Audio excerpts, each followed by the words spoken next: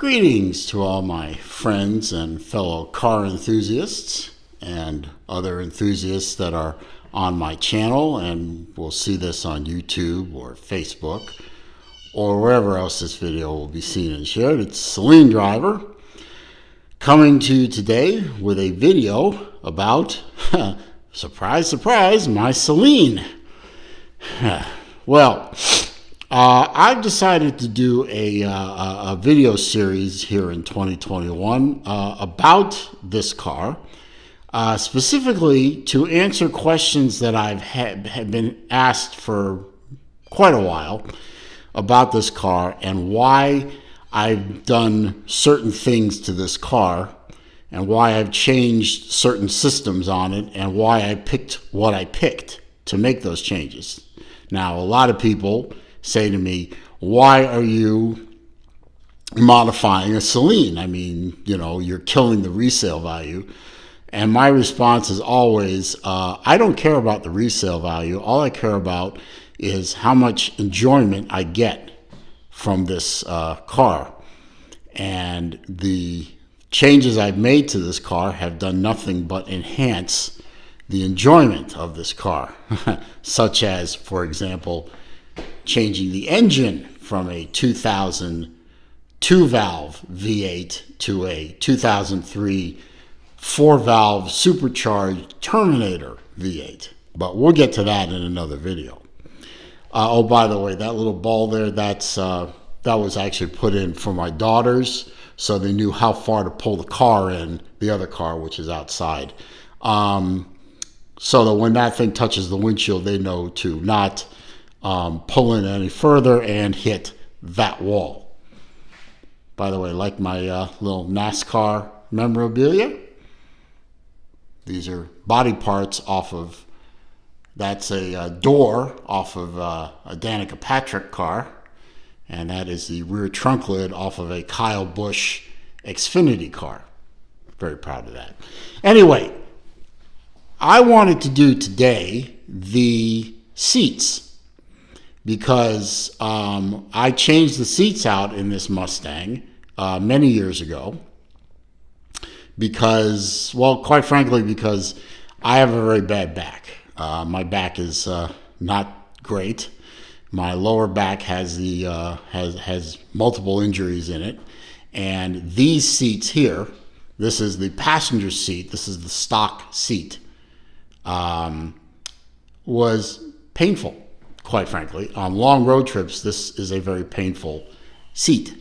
It's not rock hard or anything. It's not uncomfortable to sit in, but when we're going to compare it to the seats that are in the car now, you'll see that the seats that I have now are light years ahead of what these seats are. But this is the passenger seat. The driver's seat is basically the same, except on the very front, right here, there are power controls. But otherwise, this is the same as the driver's seat. And of course, this little thing here for the seat belt is on this side. But now, this is the factory seat, as I said. You can see that it's a fairly flat bottom. And it has very little in the way of side bolstering for the lumbar, which is right here. Whoops, right there. Right here. That's the lumbar support. Well, no, the side back support. The lumbar support is here. There's none of that. And there's no shoulder support at all. It's basically a very flat seat that does one job fairly well, which is to hold the person sitting in it somewhat in place. But when you look at this car, and you look at big fat tires, big fat wheels, sticky tires, lowered suspension, built to handle, you throw this car into a sharp corner like, say, the Dragon in North Carolina and Tennessee, and you are going to spend a lot of your time hanging onto the steering wheel fighting to stay in place while you're trying to turn a car on a mountain. So, many years ago, I'd say probably 6 or 7 years ago, I changed out the seats to Corbeau. I believe that's how you pronounce it. These are Corbeau LS. I wouldn't call them racing seats. That's obviously, these are too well padded to be racing seats, but they are high performance driving seats. And if we look at them a little closer, you can see big differences between this seat and this seat. For one thing, look at the bottom cushion. This is fairly flat. There's the barest vestibule of side bolstering for your legs and your butt. Whereas in the Corbeau seat, you have a much more pronounced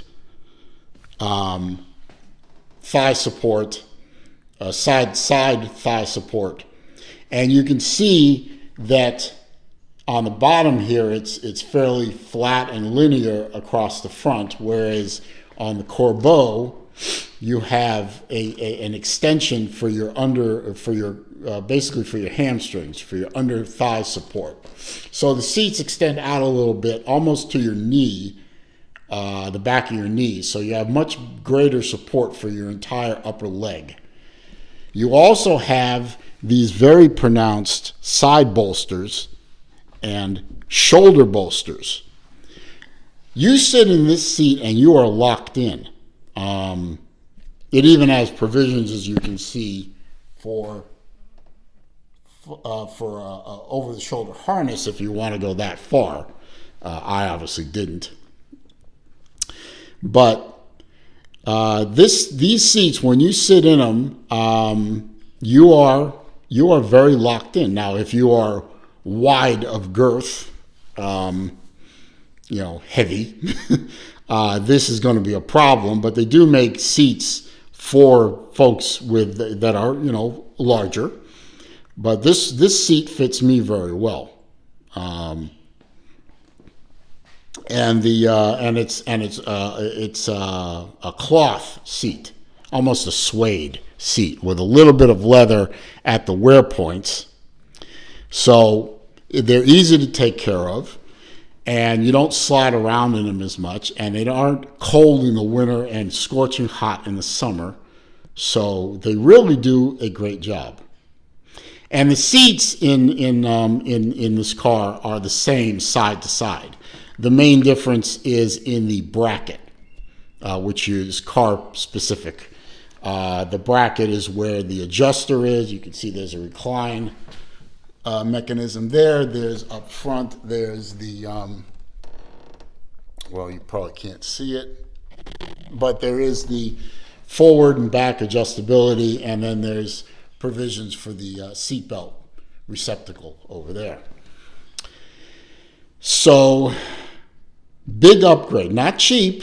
Well over $1,200 for the seats and the brackets, but definitely worth it. Even in everyday driving, the car is so much more comfortable to drive when you are properly seated and properly restrained in the car.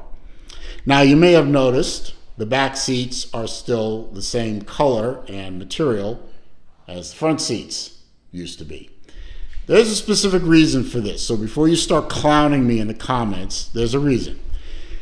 At the time I'm making this, and at the time that I bought the seats, Corbeau didn't have a kit to recover the back seats in a 99 to 2004 Mustang. As a matter of fact, they didn't have kits for any Mustang except for the 79 and 93 Fox bodies.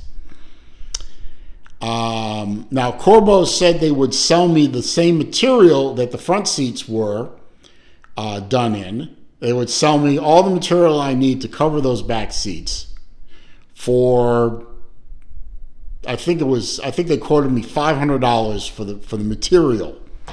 Then I would have to take the said material and the seats, probably the whole car, to a interior upholsterer and have them basically stitch me a pair of seat covers.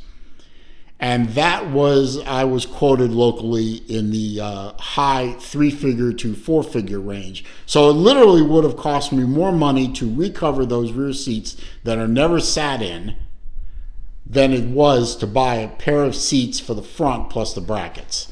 And I said, no, thank you. Hell, the only reason those rear seats are in there is because sometimes I carry my kids to car shows. Otherwise, I probably would have done a rear seat delete kit for the back. But anyway, that's a overview of my Corbeau LS high performance driving seats, or if you want to call them racing seats, go ahead. I'm not, because they're not racing seats. Racing seats is a whole nother level in my interpretation. And that is the reasoning why I changed from these seats to those seats. And I think if you follow my logic, you will understand why I did it. So that is video number 1 of my series of videos I'm going to do on why I did what I did to my Saleen. I did this in my garage, obviously, so hopefully the echo wasn't annoying to you, and hopefully the lighting was good. It looks good on my camera screen, but we'll see what it looks like when I upload it.